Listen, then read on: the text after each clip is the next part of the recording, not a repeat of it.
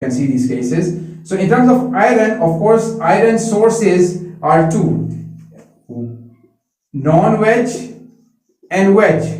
So I have written non-wedge because in non-wedge it's in ferrous form, while in wedge it is in ferric form. So in the vegetables it's in ferric form, in the meat, non-veg, it's in ferrous form. So ferrous form is readily absorbed. So if you are getting from the meat, you can absorb more iron easily, readily. But in case of vegetables, of course, it should be converted into ferrous and then get absorbed. So when it gets absorbed, so you have transferrin protein, which transports the iron. And there is one more protein which is known as ferritin, which stores the iron, ferritin. So transferrin, T for transferrin, T for transport, F ferritin, stores of iron. So if you want to know iron stores inside the body, one test is simply just check ferritin levels inside the body. If ferritin is normal, iron stores are normal. If ferritin is less, iron deficiency. If ferritin is more, so it means iron overload. So I hope you are clear with this protein. Transferrin. So transferrin is a protein which transports iron. Transferrin protein.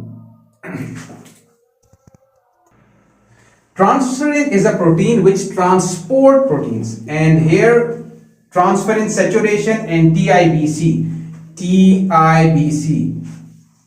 So they usually reflect the properties of transferrin protein. So if this is transferrin protein, and these are, for example, the binding sites which bind iron. So in this case, for example, the binding sites are very much occupied by iron already. I've written iron. So it means the binding capacity is not much, because already there's sufficient amount of iron and already bound to the transferrin protein.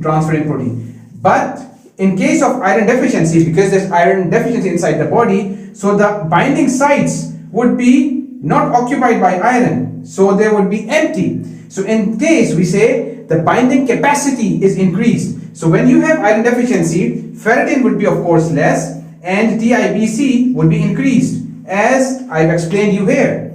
So if iron deficiency, the binding sites would be empty and the capacity to bind is more. So TIBC would be more, ferritin would be less. And saturation means how much this protein is saturated. You can simply know if you have a classroom which can accommodate 50 students. Now if there are 40 students, so it means it's very much